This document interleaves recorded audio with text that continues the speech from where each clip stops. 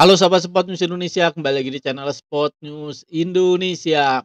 Ya, hari ini timnas Indonesia U20 akan berhadapan dengan India U20 dalam lanjutan pertandingan turnamen mini Mandiri Cup U20 2025 ini. Ya, timnas Indonesia akan berhadapan dengan India U20 yang notabene adalah tim terlemah di grup ini, tim terlemah di turnamen ini. Ya karena memang India U20 ini tidak lolos ke Piala Asia U20 2025. Berbeda halnya dengan Jordania dan Suriah. Mereka berdua adalah unggulan satu atau menempati pot satu untuk Suriah dan pot 2 untuk Jordania. Sedangkan Indonesia sendiri ada di pot 3 dan India tidak lolos ke Piala Asia. Nah, seharusnya dengan hitung-hitungan seperti ini, ya, Indonesia jauh di atas India. Indonesia harusnya dengan mudah mengalahkan India. Tetapi melihat permainan kita di pertandingan pertama melawan Jordania, di pertandingan kedua melawan Suriah, ya, walaupun kita bisa menguasai bola agak lama ya, bisa melakukan umpan-umpan pendek yang baik, tetapi finishing kita yang tidak bisa diselesaikan dengan baik. Di turnamen ini hanya Indonesia yang belum pernah mencetak satu gol pun, ya. India saja walaupun dia kebobolan banyak, India sudah pernah mencetak satu gol ketika melawan Suriah. Walaupun kalah skornya 1-6, tetapi India bisa mencetak satu gol.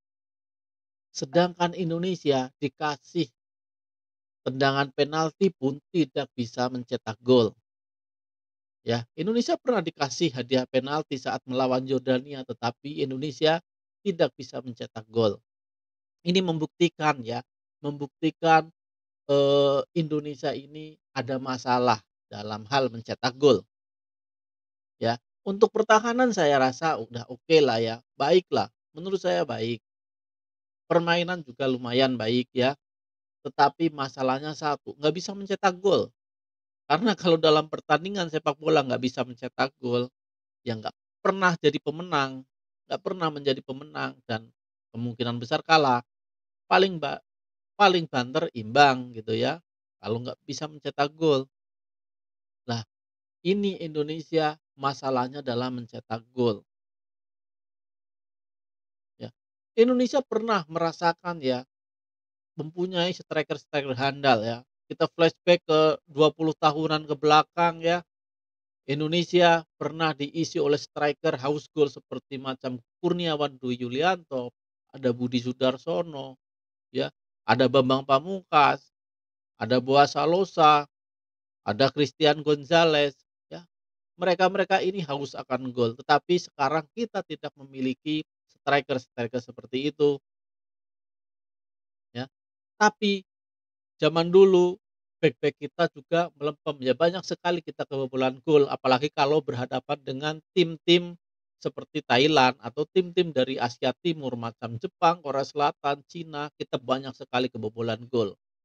Dan kita justru baik saat melawan tim-tim dari dataran Arab ya, seperti Bahrain, ya, Oman, kita mempunyai, rekor yang baik, kita pernah mengalahkan mereka zaman dulu ya.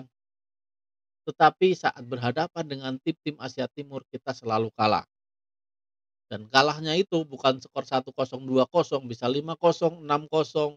Nah, itulah kelemahan bek-bek kita zaman dulu. Nah, sekarang bek-bek kita bagus-bagus, bek-bek kita bagus-bagus, tetapi striker kita yang jelek. Di timnas U20 sama, bek-bek kita bagus ya, ada Kadek Arel yang emang sudah sering main di BRI Liga 1 ya, ada Doni Tripamungkas, bagus-bagus bek-beknya ya, cuman, eee, striker-nya aja ya kurang tajam. Nah, mudah-mudahan nanti ada jawaban ketika Cenrafen sudah fit ya, karena memang sekarang Cenrafen kurang fit. Harapan kita ya, harapan kita permainan baik ya, permainan baik, eee, striker kita bisa mencetak gol lah ya. Sama India jangan sampai kita kebobolan. India ini tim yang sangat lemah ya. tim yang tidak lolos ke Piala Asia U20, tim yang sudah dibantai oleh Yordania, dibantai oleh Suriah. Apabila Indonesia nggak bisa mencetak gol lagi, ya apa mau dikata apa mau dikata ya. Tapi, saya nggak ingin ya, permainan nanti individual di depan gitu ya. Karena memang bisa saja Indonesia mencetak gol dengan aksi individu saat melawan India. Tetapi nanti saat melawan tim sekelas Iran, tim sekelas Uzbekistan, aksi individu di depan gawang mereka tidak akan berguna, ya. Fisik mereka besar-besar, ya kita driblingnya bagus, tetapi kalau fisiknya kalah, didorong aja udah jatuh. Karena body balance itu dalam sepak bola sangat penting, melindungi bola itu sangat penting. Dribbling bagus, tapi kalau body balance-nya kurang, ya percuma aja. Sama aja misalkan kita melawan ya, anak kelas 1 SD yang driblingnya bagus, emang sudah bagus, misalkan kayak dulu zamannya Tristan Alif, ya, bagus, driblingnya bagus, bisa melewati satu 2 pemain, 3 pemain, bahkan banyak pemain dilewatin ya. Zaman Tristan Alif misalkan dilihat ya di video-videonya, bagus sekali, ya. Dia bahkan bisa melawan, eee, anak yang umurnya di atas dia. Tetapi apabila berhadapan ya dengan yang jauh di atas dia, ya tetap aja nggak bisa. Driblingnya bagus, tapi kalau di body jatuh ya udah. Ya sekarang buktinya sekarang ya, Tristan Alip sudah menginjak usia remaja ya, dribbling masih seperti dulu bagus, jugglingnya bagus, tetapi kan bodinya kalah, nggak akan bisa bersaing ya, nggak akan bisa bersaing dengan pemain-pemain yang mempunyai fisik bagus, nggak akan bisa. Sama halnya dengan timnas kita U20 ini apabila berhadapan dengan Iran, Uzbekistan, ya, body mereka kalah. Kalau secara permainan kita kalah juga, ya kita nggak ada harapan untuk menang. Makanya sekarang ini ya, kemarin-kemarin pelatih Sintayong ini memberikan menu latihan fisik ekstra itu karena memang, timnas Indonesia rata-rata pemain timnas Indonesia secara fisik masih kurang. Maksudnya bukan fisik,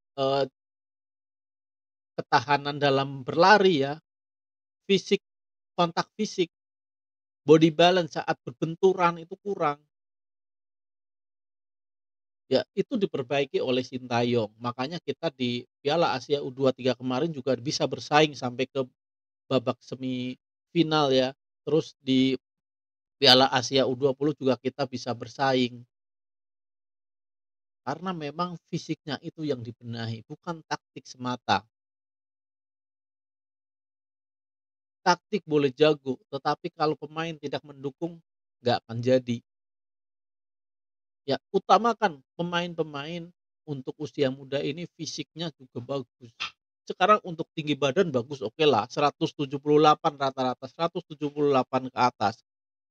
Ini bagus, untuk ukuran Asia bagus. Tetapi yang disayangkan ini adalah body balance-nya. Tinggi tapi kecil ya percuma, didorong jatuh. Atau tinggi kelemar-kelemar, ya udah jatuh.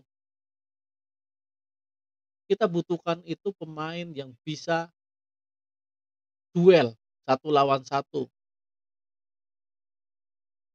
ditabrak tidak jatuh ya, didorong tidak jatuh, dilewati susah. Nah, itulah yang dibutuhkan oleh timnas Indonesia. Makanya ya mudah-mudahan nanti ya perjalanan waktu timnas Indonesia mempunyai pemain-pemain yang seperti ini. Karena kita lihat ya, kita lihat ke Jepang, karena kita Asia, Jepang dan Korea Selatan. Mereka ini secara postur juga tidak, begitu besar seperti orang-orang Eropa, tetapi fisik mereka, lihat mereka kalau lihat kaki mereka ya, paha mereka ya, betis mereka, itu otot semua. Jadi Bukannya nggak bisa, Indonesia harusnya bisa seperti itu. Makanya kalau pelatih-pelatih dari Asia Timur melatih timnas Indonesia, mereka pasti membenahi hal fisiknya ya, bukan strategi dulu. Berbeda dengan halnya, timnas senior yang sekarang. Kita sebenarnya sudah tidak perlu membenahi fisiknya, karena timnas Indonesia senior kita sekarang adalah pemain-pemain di Eropa. Pemain-pemain yang mempunyai fisik dan body bagus, body balance mereka bagus, ya, stamina mereka bagus, dan itu tidak perlu dilatih fisik lagi. 1 hari, 2 hari, atau 5 hari pertemuan langsung match.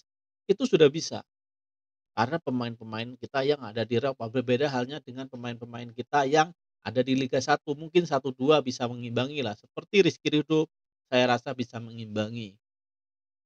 Tetapi untuk pemain-pemain U20 ini, kalau tidak digembleng fisiknya, ya mereka emang skill-nya jago, skill bagus, saya akui ya, skill-nya bagus, driblingnya bagus, tapi masalah fisik ini menjadi catatan. Ya, sekali lagi ya, bukan fisik masalah CO2 maksimal ya, masalah kekuatan dalam berlari, bukan. Fisik dalam hal body balance, ketika mereka berbenturan dengan pemain lawan, ketika mereka bergesekan dengan pemain lawan, inilah yang menjadi catatan. Tapi semoga saja ini bisa diatasi ya oleh pelatih timnas Indonesia selanjutnya ya. Karena memang kalau U20 ini sudah tidak akan bisa membenahi fisiknya karena pertandingan sudah sebentar lagi.